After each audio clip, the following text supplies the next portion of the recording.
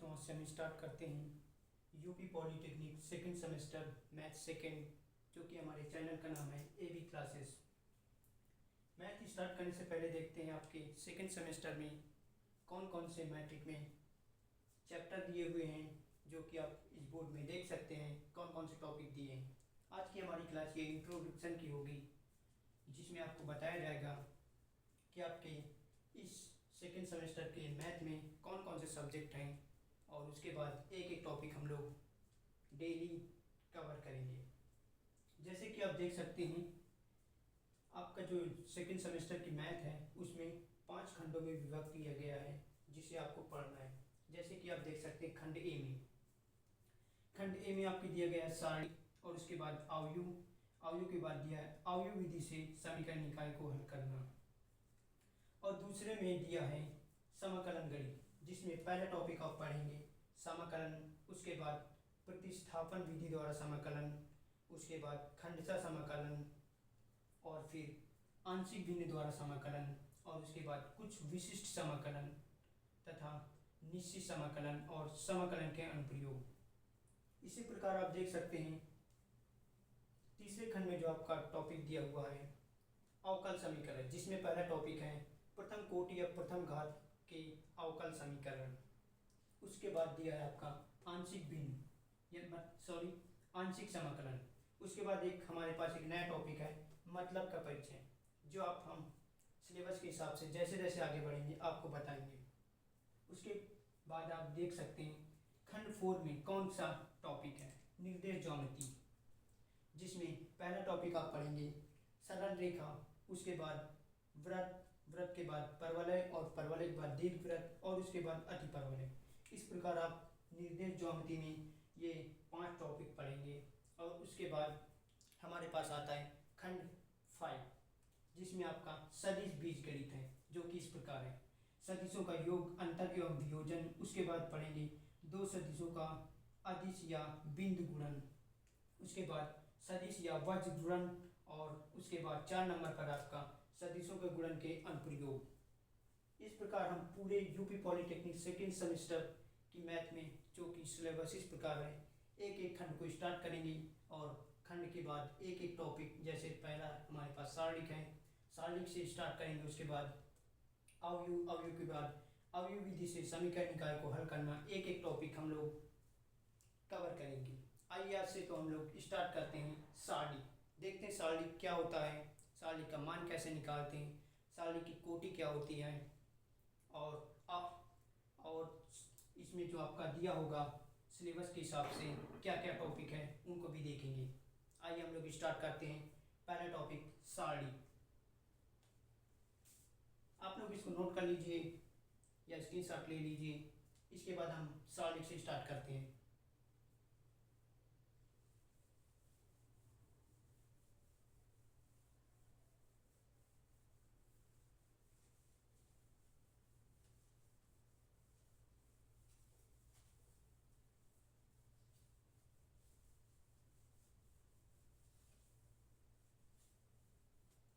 आइए स्टार्ट करते हैं सारणी। देखते हैं सारणी क्या होता है।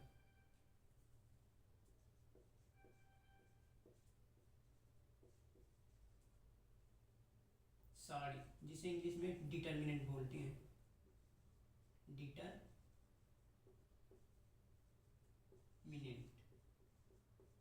आइए देखते हैं सारणी क्या होता है।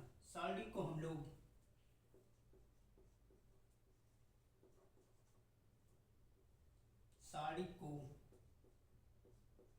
डेल्टा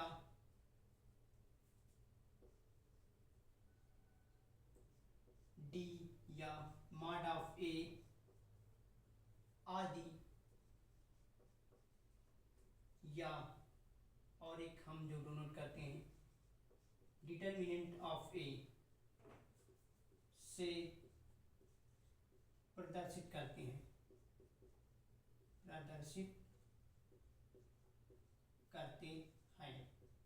आइए देखते हैं सारणी किस प्रकार होता है। जैसे हम एक सारणी लेते हैं, डेल्टा बराबर 1 मिनट। जैसे हमारे पास एक सारणी है डेल्टा बराबर A11, A12, A21, A22, ये हमारे पास सारणिक हैं। इस प्रकार सारणिक दिया होगा और इसी प्रकार 3 × 3 कोटि की सारणिक भी होती है, जैसे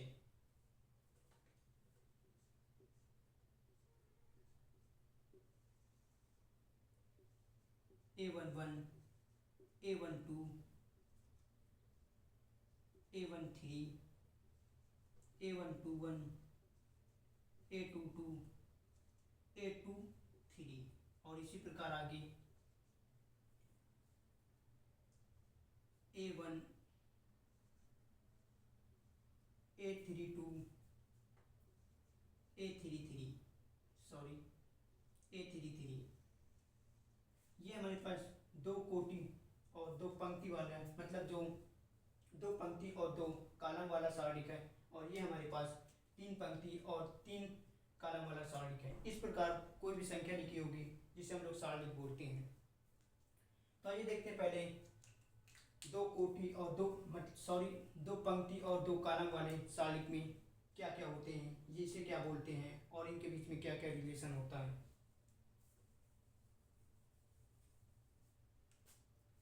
इसमें जो आपके ये लिखे होते हैं ये आपके अवयव होते हैं, अवयव, और ये जो सामने सामने होते हैं ये आपके मुख्य विकल्प होते हैं,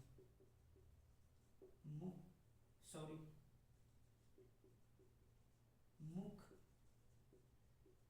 विकल्प, और ये जो आपस में सामने होते हैं इन्हें हम लोग गैर विकल्प बोलते हैं, गैर विकल्प। किसी भी सारणी का मान निकालने के लिए हम लोग उसके मुख्य विकल्प आपस में गुणा करेंगे और उसके बाद गैर विकल्प आपस में गुणा करेंगे और फिर मुख्य विकल्प से गैर विकल्प को घटा देंगे, इससे हमारी सारणी का मान निकलता है। और इसमें जो ये सीधी लाइन पर ये होते हैं इन्हें हम पंक्ति बोलते हैं, मतलब इस लाइन से जो ऐसे लिखे होते हैं पंक्ति, जिसे इंग्लिश में कॉलम बोलते हैं, सॉरी रो। और जो ऐसे खड़े लिखे होते हैं उन्हें हम लोग स्तंभ बोलते हैं, स्तंभ,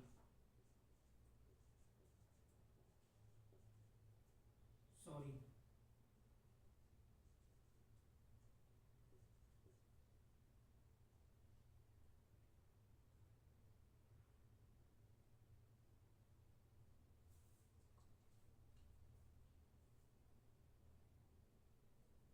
सॉरी 1 मिनट।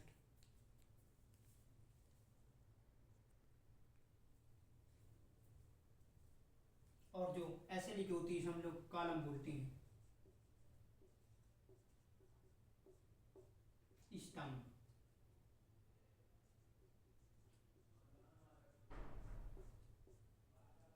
इस प्रकार इस सारणिक में जो आपके ऐसे लिखे होते हैं इन्हें हम पंक्ति बोलते हैं, और जो ऐसे लिखे होते हैं इन्हें हम कॉलम बोलते हैं, और ये जो आपस में आमने सामने होते हैं इन्हें हम मुख्य विकल्प बोलते हैं, और जो ऐसे लिखे होते हैं इन्हें हम गैर विकल्प बोलते हैं, और जिसमें ये जो अवयव लिखे होते हैं इन्हें हम, जो नंबर लिखे होते हैं इन्हें हम अवयव बोलते हैं। आप लोग इतना नोट कर लीजिए, फिर इसके बाद देखते हैं हम लोग आगे किसी भी मैट्रिक की कोटि क्या होती है और अवयवों की संख्या कैसे ज्ञात करते हैं।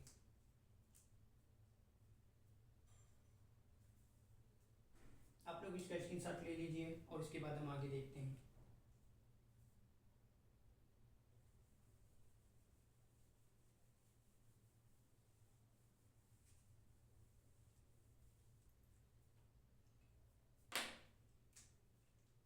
सारणिक की कोटि,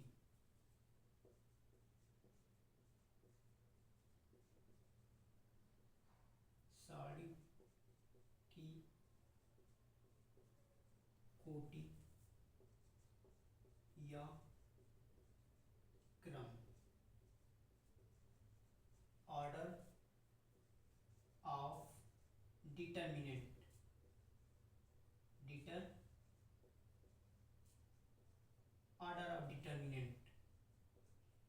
आइए देखते हैं साड़ी की कोटि ऑर्डर ऑफ डिटर्मिनेंट क्या होता है।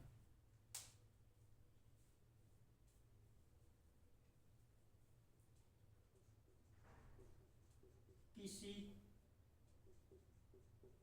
साड़ी के पंक्ति किसी साड़ी में जितनी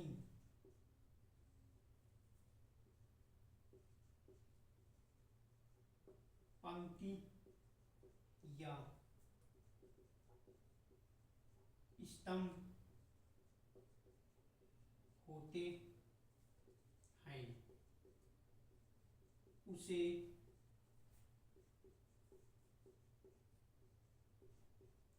साड़ी की कोटि या साड़ी की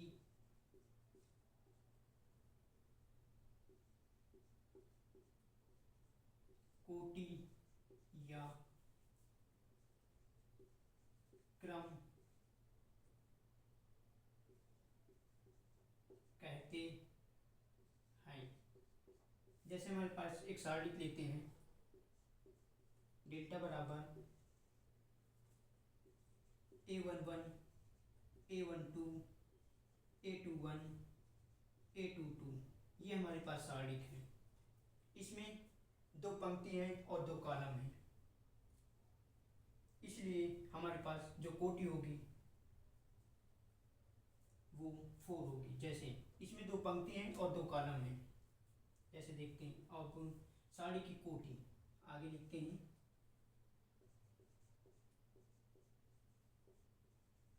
साड़ी की कोटि बराबर पंक्ति के अवयव गुणे पंक्ति के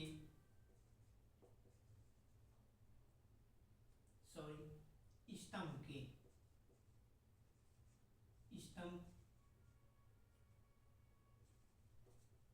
के अवयव। आप देख सकते हैं साड़ी की कोटि या क्रम क्या होता है। ऑर्डर ऑफ डिटर्मिनेंट, किसी साड़ी में जितनी पंक्ति या स्तंभ होते हैं उसे साड़ी की कोटि या क्रम कहते हैं। जैसे हमारे पास ये एक साड़ी है, इसमें दो पंक्ति हैं और दो कॉलम हैं, इसलिए हमारे पास जो साड़ी की कोटि आएगी वो पंक्ति कितनी है, दो। कॉलम कितने हमारे पास, पंक्ति में अवयव कितने हैं, दो। कॉलम में अवयव कितने हैं, दो। तो हमारे पास जो पंक्ति निकल के आएगी वो 4, जो हमारे पास कोटि निकल के आएगी वो होगी 4। और एक नोट पॉइंट और लिख लीजिए, जो इसी से रिलेटेड एक क्वेश्चन और पूछा जाता है, साड़ी के अवयवों की संख्या क्या होती है। तो यहाँ पर देखते हैं,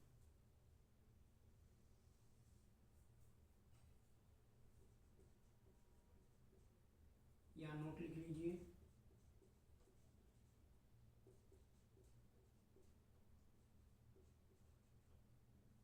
साड़ी के अवयवों की संख्या जो कि 2 की पावर n होती है, जहां n बराबर कोटि।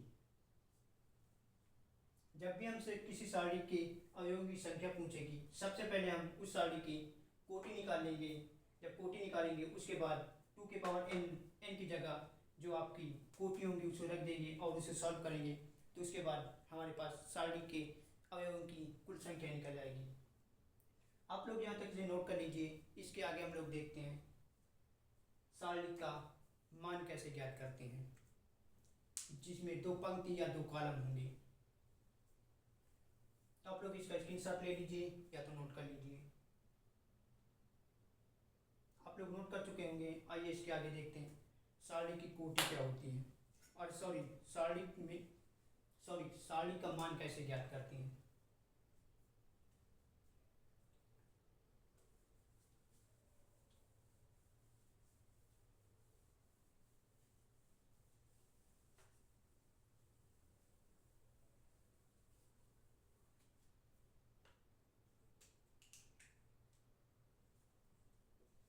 आइए देखते हैं सारणी का मान कैसे ज्ञात करते हैं।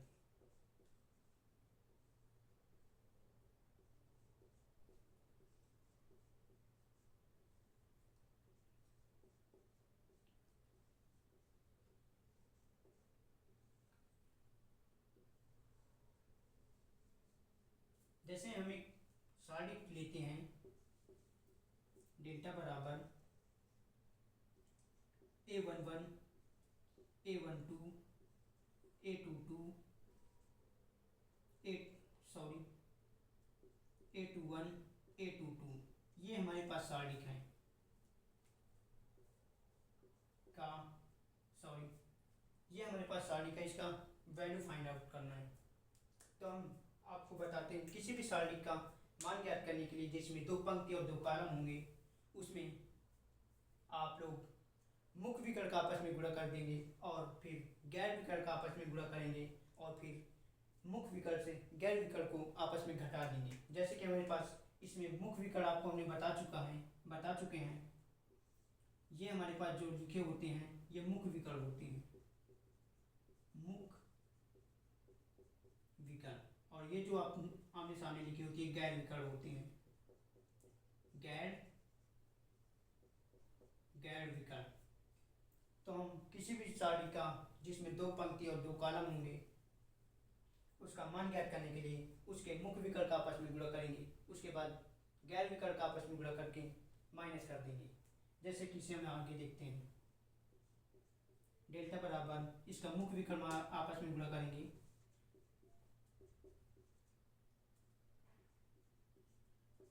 उसके बाद माइनस कर देंगे गैर विकर्ण का आपस में गुणा करके। इस प्रकार हम किसी भी सारणी का मान ज्ञात कर सकते हैं। आप लोग इसको नोट कर लीजिए। इसके बाद एक एग्जाम्पल देखते हैं, उस एग्जाम्पल के जरिए समझते हैं कि सारणी का मान कैसे ज्ञात करते हैं।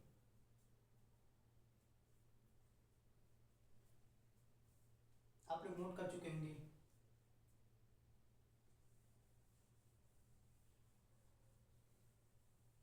जैसे हम एक एग्जाम्पल लेते हैं,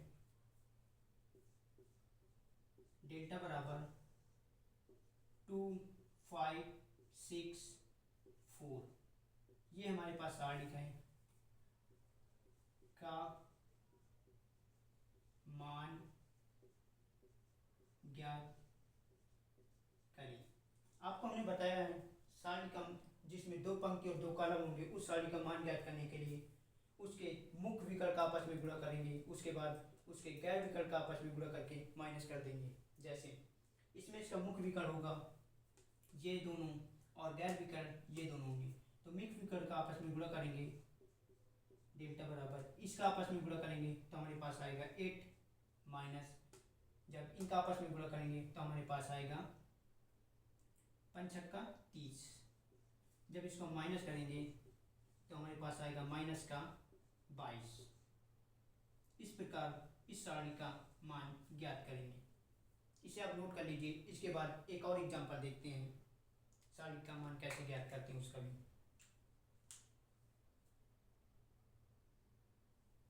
आइए एक एग्जांपल और देखते हैं।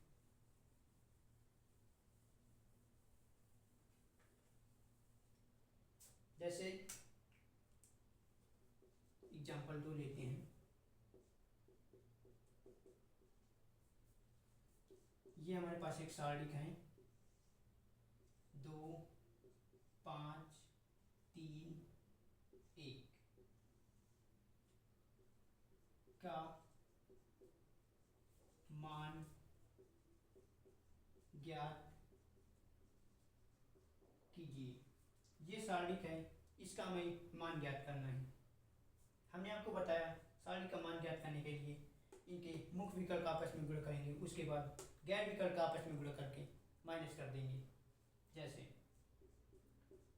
इसका मुख्य विकर्ण ये होंगे तो आपस में गुणा करेंगे तो आएगा 2, और उसके बाद इसका जब आपस में गुणा करेंगे तो हमारे पास आएगा 15, और 15 को माइनस करेंगे तो हमारे पास जो आंसर निकल के आएगा वो माइनस का आएगा 13। इस प्रकार जिसमें 2 पंक्ति और 2 कॉलम होंगे सारणी का मान हम लोग ज्ञात करते हैं। आप लोग इसे नोट कर लीजिए, फिर इसके आगे हम लोग देखते हैं कि किसी भी सारणी का उपसारणी और लघु गुणक क्या होता है।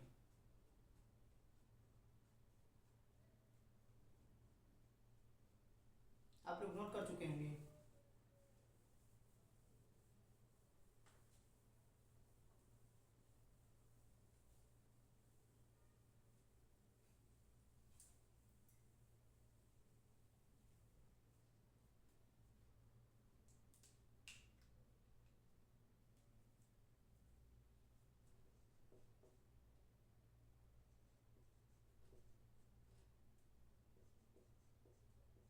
उपसारणी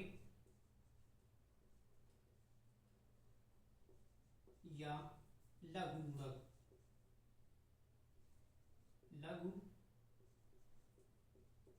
गुणक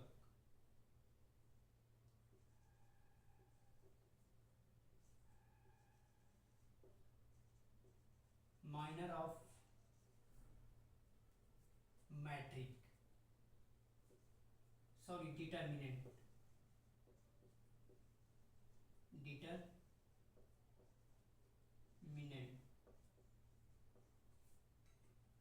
जैसे हमारे पास कोई सारणिक है डेल्टा बराबर A11 A12 A21 A22, ये हमारे पास सारणिक है। इसमें हम देखते हैं सारणिक का उपसारणिक कौन सा होगा और लघु गुणक क्या होगा। देखिए जैसे इसके लिए इसका उपसारणिक ये होगा, और इसी प्रकार इसके लिए इसका उपसारणिक ये होगा, इसके लिए इसको उपसारणिक ये होगा, और इसके लिए उपसारणिक ये होगा। जैसे A11 के लिए A11 का उपसारणिक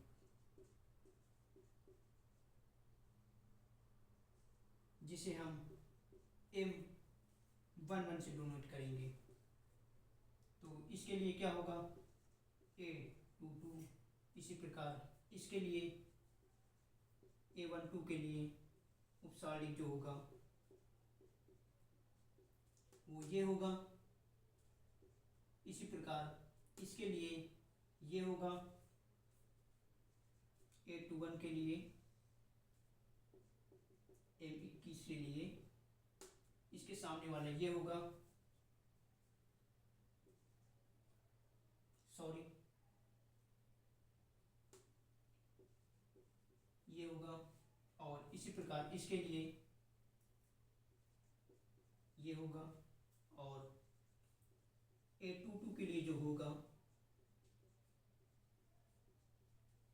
इसके लिए इसके सामने वाला ये होगा A11। इस प्रकार किसी भी सारणी का हम उपसारणिक ज्ञात कर सकते हैं। आइए इसको एक बार आपको और समझा देते हैं। किसी भी सारणी का उपसारणिक ज्ञात करने के लिए, जैसे हमारे पास एक सारणी है ये, इसका उपसारणिक ज्ञात करना है। इसका उपसारणिक ज्ञात करने के लिए इसके सामने देखते हैं कौन सी संख्या है, वही उसका उपसारणिक होते हैं। जैसे इसके सामने A22 है, और इसके लिए A21 है, और इसके लिए A12 है, और इसके लिए A11 है। इस प्रकार किसी भी सारणी का हम लोग उपसारणिक ज्ञात कर सकते हैं। आप लोग इसे नोट कर लीजिए। इसके बाद एक एग्जांपल के जरिए समझते हैं कि इसका उपसारणिक कैसे ज्ञात करेंगे। आप लोग इसका स्क्रीनशॉट ले लीजिए। आइए हम लोग एक एग्जांपल लेते हैं। जैसे डेल्टा बराबर 2 5 6 7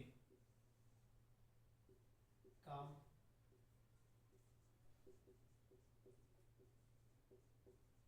उपसारी ज्ञात करो, ज्ञात करो। जैसे हमारे पास ये सवाल है, अब इसका उपसारी हमने आपको बताया, जैसे 2 के लिए उपसारी निकालेंगे तो इसके सामने जो संख्या लिखे उसके लिए वही उसका उपसारी होगा। और इस जैसे ये 5 है, 5 के लिए इसका उपसारी 6 होगा। इसी प्रकार 6 के लिए उपसारी 5 होगा और 7 के लिए उपसारी 2 होगा। तो यहाँ पर संख्या क्या होती है, मतलब इसे जो डोनेट करते हैं A11 A21 इस प्रकार वाले में, जैसे A22 के लिए, जैसे हमारे पास A11 के लिए A11 का उपसारिक जिसे हम M11 से डोनेट करेंगे तो क्या होगा हमारे पास 7। इसी प्रकार A2 के लिए हमारे पास होगा 6 और इसी प्रकार A7 के लिए A22 के लिए हो गया। अब A21 के लिए उपसारिक जो होगा वो 5 होगा।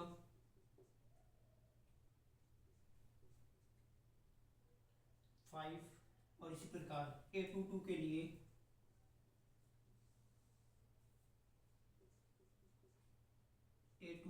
उपसारिक जो होगा 2 होगा। इस प्रकार किसी भी जिसमें 2 पंक्ति और 2 कॉलम होंगे उसके उपसारिक ज्ञात कर सकते हैं। यहाँ पर जो हमने गैप कर दिया है इसमें इसको लिखना है तो हमने आपको समझाने के लिए ऊपर लिख दिया और उसके बाद आप चाहें तो इसको यहीं लिख सकते हैं सभी स्थानों पर। आपका टाइम ना वेस्ट हो इसलिए हमने इसको छोड़ दिया, तो आप लोग इसको नोट कर लीजिए।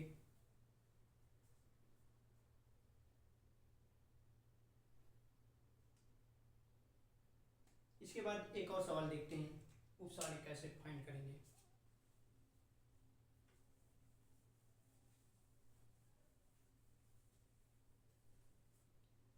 जैसे एक और एग्जांपल लेते हैं, 2 5 9 3 का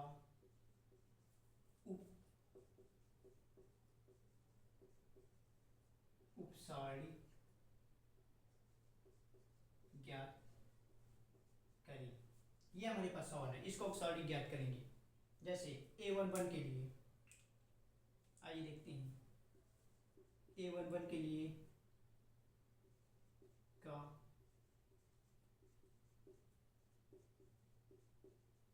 A11 का उपसारिक क्या होगा जिसे M11 से हम लोग डोनेट करेंगे, तो इसके लिए उपसारिक इसका 3 होगा। इसी प्रकार A2 के लिए A2 का